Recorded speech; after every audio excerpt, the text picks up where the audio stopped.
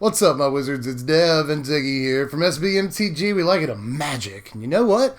Two things, actually. First of all, welcome to the official beginning of rotation proof season. That's a thing we're doing right now because who wants to look at decks with cards that are just not going to even be playable in like a month? So we're doing that. But also, fun fact about the channel, did you know we haven't done a Selesnya deck in almost a year? That's crazy. That blew my mind when I look back over the back catalog of videos. It's been long enough to birth a baby since the last time we did a Selesnya video. So you know what? Let's bow at the altar today to do. I couldn't come up with a joke for this deck theme at the beginning of the video. So I hope that you enjoy my insertion of telling you that there's no joke instead of a joke. But anyway, we're going to talk about rotation-proof green-white gods today.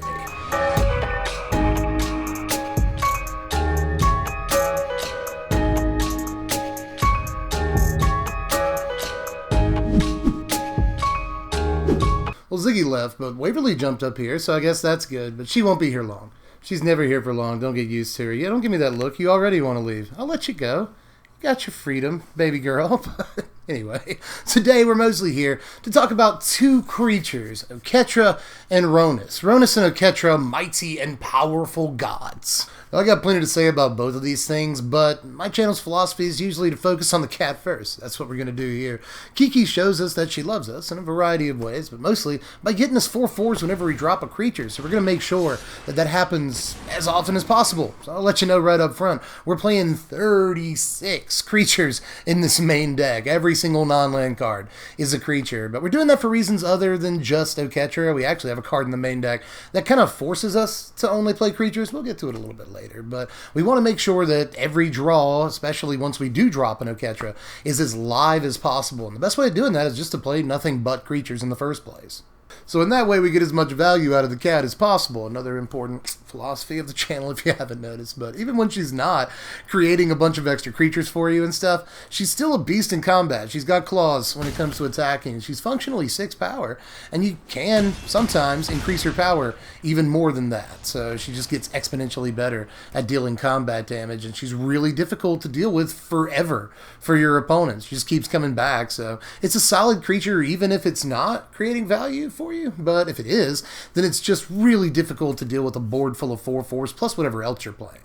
Now, Kiki might be the one I have more like personal affinity just because I like the card, but it's a card that's just as important is obviously Rozone here. We've got a bunch of creatures in the deck. I've already said that, right? 36 creatures, and a lot of them have relatively high power or can have relatively high power at some point in the game. So the ability to just be like, boosh, and just get through with a board full of things is a way to win the game pretty easily some of the times. And that's exactly what Rhonas can do. Not only is this a big meaty creature, 5/5 Death Touch, just another crazy card in combat, but it's really difficult to deal with forever. And when your opponent does deal with it and put it, you tuck it 3 deep there, then they know that at some point in the next turn or two, they're going to have to deal with this ETB trigger again. And sometimes that can be really hard for them to do anything about.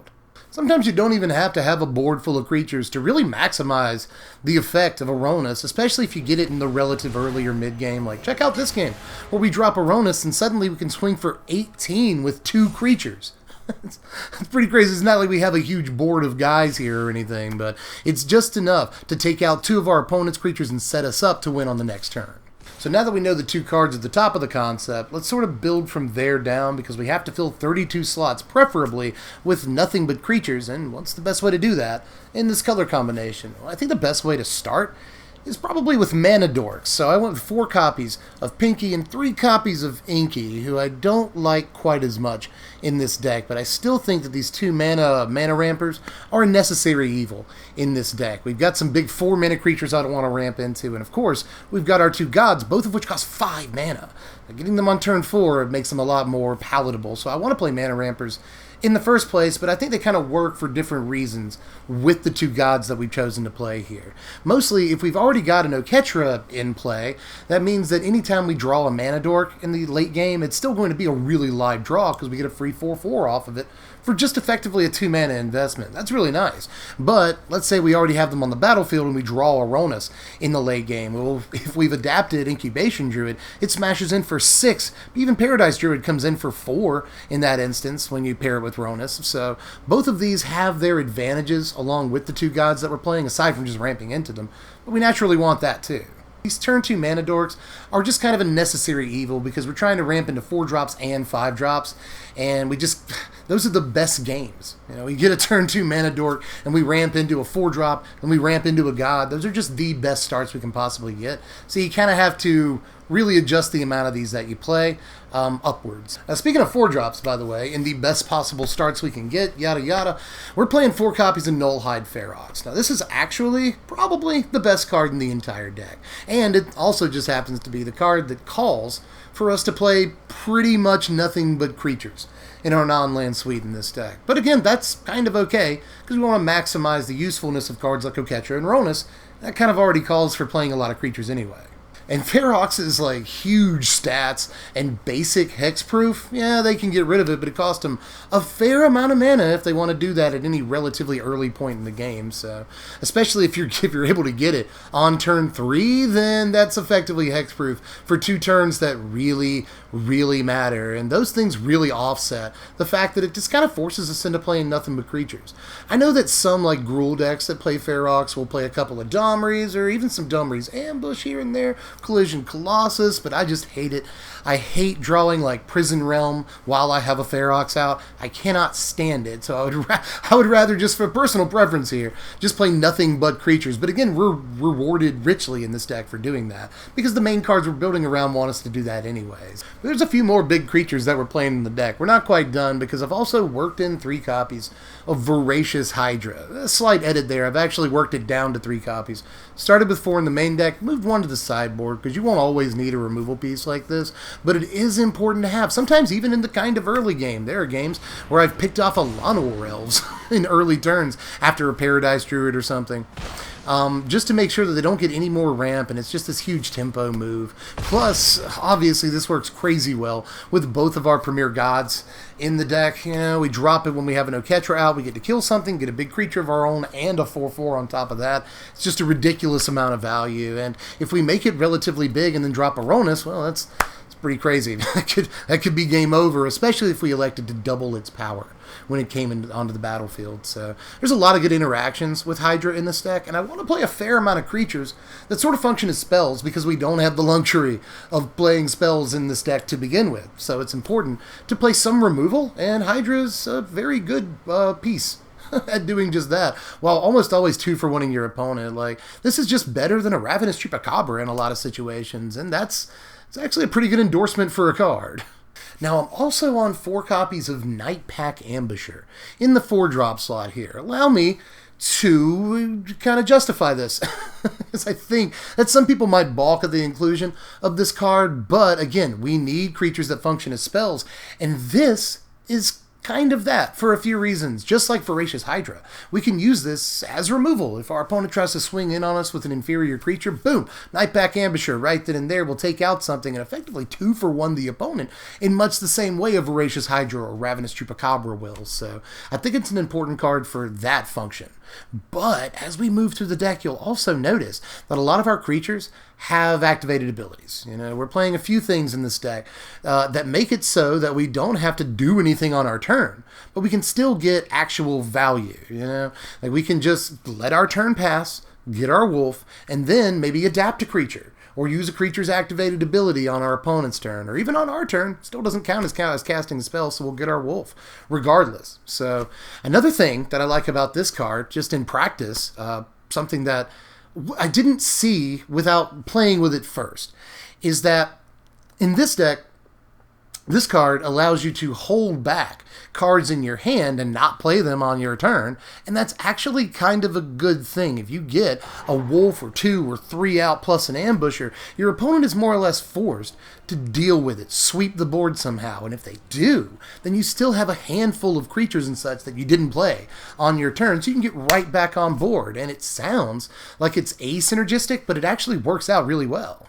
There's also the fact that pretty much any creature with flash is going to be good with both of our gods. It's especially good with Oketra, because if you're able to play a Nightpack Ambusher with an Oketra in play, say on your opponent's combat step, you also get a 4/4 to block with, and that can just be a blowout play.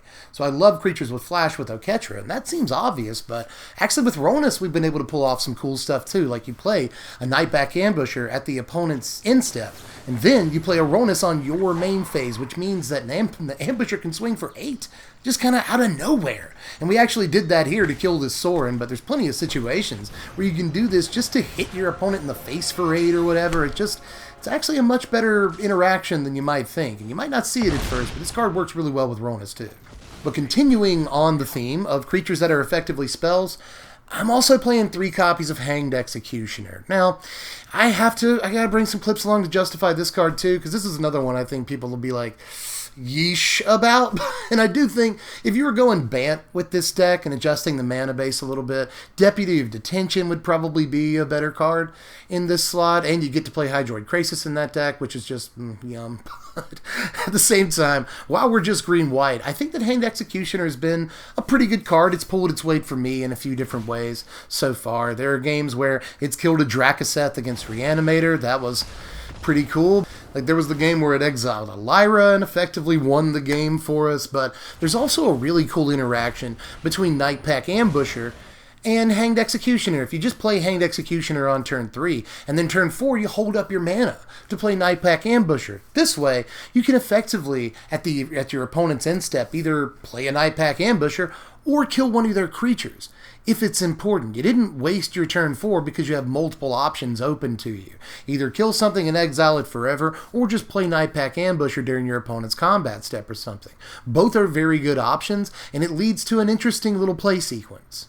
But we do have to fill out our 3-drop slot here a little bit. We want to play a 2-drop Mana Ramper on turn 2 and effectively skip the 3-drop slot, but it won't happen every time, so I at least want 6 3-drops to kind of pad things out here. And I think Thrashing Brontodon is a good one. It is an M20, so it's legal to play after rotation hits, and it's yet another creature that kind of functions as a spell if we do have to take out the odd artifact or enchantment. It's not like they stop printing those after rotation or anything, so it can be important for that reason some of the time, but it's also just a fairly big body on turn 3 that's a roadblock against aggro decks and also attacks respectively, especially if you're able to drop a Rhonas. Thrashing Brontodon swings for 6, so pretty decent card in the 3-drop slot here. From what we know so far, some of these slots like Executioner, Thrashing Brontodon, and even a few other slots in the deck we're about to get to here, I think are flexible and can be replaced with cards from Throne of Eldraine, but for the time being, these are very, very functional 3-drops, especially Brontodon.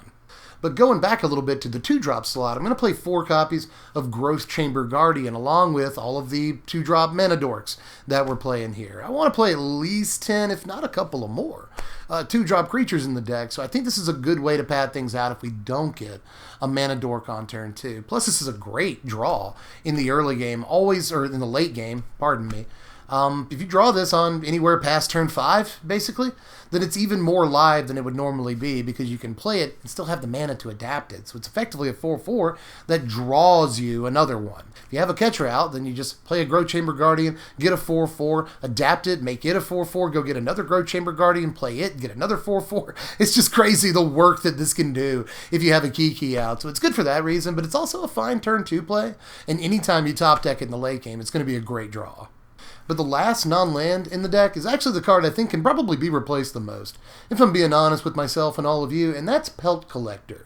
Now, there were games, as you see here, where Pelt Collector can get to 4 or 5 power really easily. It can be a good attacker. Obviously, if we go, say, Pelt Collector into Paradise Druid, into Nullhide Ferox, then in that game, Pelt Collector has performed admirably for us. But if we go Pelt Collector into Incubation Druid, into Hanged Executioner, that feels really, really bad. So I just don't don't know that Pelt Collector is the best card in the deck, but there are definitely a lot of games where it's pulled its weight. Showed you the clip earlier where we're able to swing with like a 1 billion power Pelt Collector because of Rhonas in the early to mid game. So again, there have been games where Pelt Collector is a very effective card, and double Pelt Collector starts are pretty decent and all that, but there are also ways that the deck is set up to not get very good starts with Pelt Collector, so I'd like to see this one drop replaced in the long run. But again, I can't really fuss too much about it because it's done its fair share of the workload.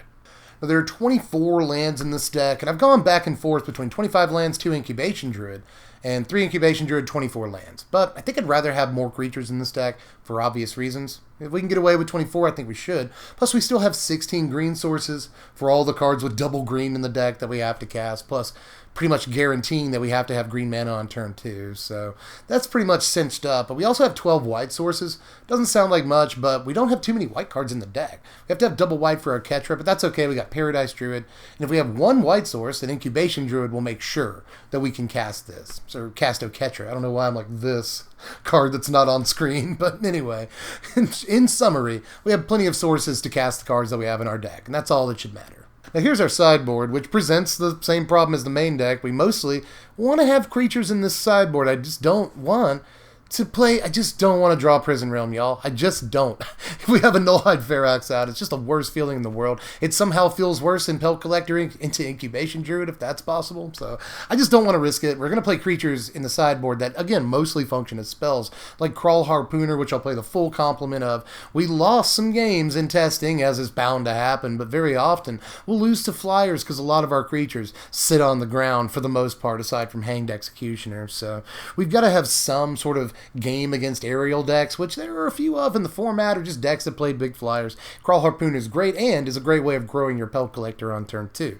Gotta point that out. But there's also the 4th copy of Thrashing Brontodon. We do that, like the 4th copy of Voracious Hydra for aggro matchups and such. There's also Shifting Ceratops, something else that just exponentially increases our game against blue decks, which it turns out there's a bunch of in the format. It's also important to have a creature that can gain trample, because we have Rhonas in the deck. So keep that in mind too. Shifting Ceratops is great, and like I said earlier, we need defense against flyers, and Shifting Ceratops also provides that. It's just a perfect card for our sideboard. And Tolsimir as well to finish things off. This ended up in the main deck, old Tulsi Gabbard, the professor here, but it didn't quite jive in the main deck. You don't need it in every game, and it's kind of it crowds our 5-drop slot in the main deck, so I'll just put it in against aggro when we need to kill creatures and basically like 3-for-1 the opponent, and sometimes even 4-for-1 if we're able to get a 4-4 off Oketra when we play this. It can just be a huge blowout play, but it's not guaranteed to be that in every game, so we'll just throw one copy in the sideboard. But here are your power rankings. The final score of 63. Not too bad, because the deck is actually a lot cheaper than it looks. You may have noticed all the rares and even mythics in this deck as we went through. It is kind of tough to build on Arena, I'll give you that much, but at the same time, in real life, it's like in paper, let's put it that way, the deck is only about $125 to build. Not budget or anything, but definitely not on the high end of the most competitive decks, not even close. So I don't think we can call 125 budget, but it's a lot better than it looks when you see this giant pile of rares and mythics. There's actually, fun fact, not a single common in the entire 75 of this list. So 125 ain't bad, and again, all those rares and mythics lead to a pretty high power score. 8 is... It's very close to 7, I'm not going to lie to you, but at the same time, we've got Ferox, 2 different gods, Shifting Ceratops in the sideboard, not to mention a ton of important cards in the main, like Nightpack Ambusher, and just a bunch of really good stuff. Like even Paradise Druid and Incubation Druid contribute to a relatively high power score here. That said, we're not super speedy unless we get exactly the start we want, which is basically Paradise Druid into Nullhide Ferox, into Rhonas, and even then, we don't necessarily win the game right then and there, so I can't exactly call the deck fast.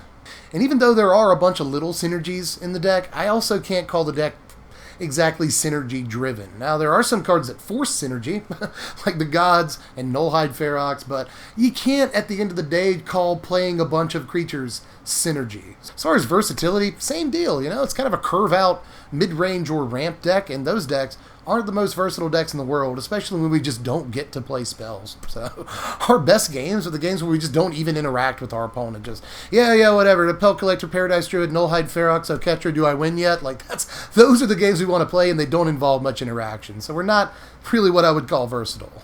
But we are what I would call resilient. There are going to be a lot of games against aggro where we take some lumps in the early game and then we just go, oh, Nullhide, Ferox, Oketra, whoops, what do you do? What do you do on the next couple of turns if you're actually able to, allowed to live until turn 6 and you untap with that Oketra in play? You can turn the tides really, really fast, but it's just a matter of living that long. That said, if you can draw the game out just enough, and that's where Voracious Hydra, killing that 2 toughness guy does come into play some of the time. Hanged Executioner, wasting your 4th turn to kill the biggest creature on their side of the table. That does matter some of the time. So I will say that in terms of resiliency, sometimes there are things we have to do that we'd otherwise not want to do, but they lend to a good resiliency in the late game. If we can just get to turn 6, we can turn things around. Now, even though the speed isn't high, the offense is because we just play a bunch of creatures. We naturally have a relatively high offense because with 36 creatures, every non-land that we draw has offensive potential. As far as defense goes, Voracious Hydra, Nightpack Ambusher can function as removal on occasion. Hanged Executioner is removal that we'd rather not play because it basically eats up 2 of our turns to kill 1 thing.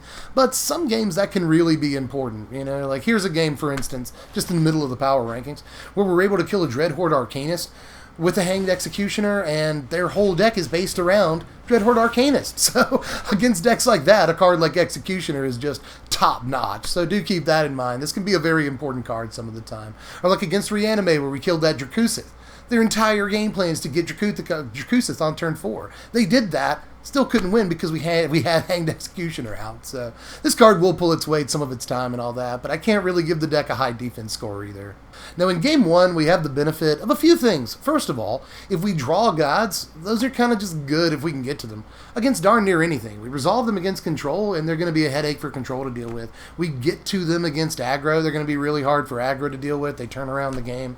So game 1, we also have the benefit too of being a deck that like no one's game plan for. Like this is not a deck that exists.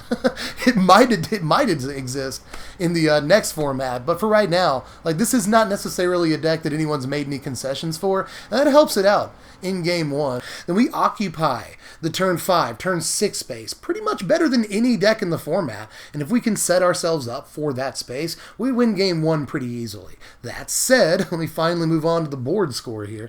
I think that a lot of mid-range decks usually rely on their sideboard, and we're doing exactly that too, but we're much more easy to game plan for in game 2 because sweepers really just hurt us badly. Even though we have gods in the deck, sweepers hurt so bad, and if our opponent has any sort of real resources in their deck for dealing with aggro or mid-range, we don't necessarily fall to them immediately, but we are very susceptible to them. And finally, consistency. Now, we are an 8 here, a fairly high consistency, but we do have 2 colors, only 1 dual land, and that can be an issue some of the times, but the mana hasn't been the real problem in the deck. The real problem is these starts like Pelt Collector into Incubation Druid into Hanged Executioner, and those starts don't feel great, but again, we got a whole other set coming out, so I'm hoping that some of these problems are addressed in that set. There are starts in this deck that aren't super consistent, and sometimes drawing Pelt Collector in the late game isn't great if you don't have an Oketra out, so I'm not going to pretend the deck has all the consistency, but for the most part, we have tried to sort of weight things towards the Paradise Druid, Nullhide, Ferox, Gods start as much as we possibly can, and those are the starts that make this deck tick. I hope you like this deck. I was really not as jacked about it going in as I am now. After I got a bunch of games under my belt, I became much, much more a fan of this deck and what it can actually do. I had somebody comment last time like, oh, rotation proof means that they're going to be crap in this current format. And that's just not the case. The last deck God, that was way up there. That's just not the case. Anyway, that's not the case. The last deck had a winning record, and this deck had a winning record. We played 20 games, and we went 13-7. So not the best record in the world, but definitely a record that's well above 500. And some of our losses, 2 of them, were to Mana Screw. In fact, let's go through it real quick. Let's see. Our losses were to Boros Feather, Jeskai Flyers, 2 aggro decks. We lost 1 to Mana Screw, We lost one to red-black aggro. We lost another one to mono-red, so again, aggro decks. Another one to Mana Screw, and then a loss to Simic Flash, which completely destroyed us. That was probably the worst loss that we had. So every other game of those 20 was a win. So I think we did really fairly well here in a format crowded with current meta decks. And that's before the pool shrinks to less than half its current size. So actually, I think this deck has a lot of power and will have even more in the coming format. So if you're interested in a pretty cheap, rotation-proof deck that nonetheless has a lot of powerful rares and mythics, check out the first link in the description. Go over to TCG Player, check the deck out for yourself. And when you're done with that, why don't you like, share, subscribe. Please do all the YouTube things if you haven't done them yet. It would mean a lot to me on your way out. It doesn't take long. Just hit a button and the things are done. But if you really want to help the channel out, then go into the description and help pick what decks we do around here by just going over to the Patreon link and donating $1 a month. That's all I ask of you, and you'll be able to vote on what decks you want to see next, and that's especially important during rotation-proof season and the coming season. We're going to have a whole new deck, a whole new format after rotation. You get to pick what decks you want to see for only $1 a month. So click the link if you got the Skrill. If you don't, that's fine. I'm just glad you're here and you made it to this point. You watched the entire video. It actually helps me too. So appreciate you, sister or brother, whoever you are out there. I'm glad you're here in the first place. But I think that's all I got for this one. I hope you enjoyed it. Address any complaints you have in the comments section. How would you fix the Pelt Collector problem, if that's what you want to call it? But there's a lot of stuff to discuss when it comes to this deck. So just let me know how you felt. It's your turn. Your go. Hit the sideboard, the comments section. Let me know how you felt about all these things. And I guess I'll catch you cats later. I'm Dev from the place. Thanks for watching, my wizards. Spread love and be kind.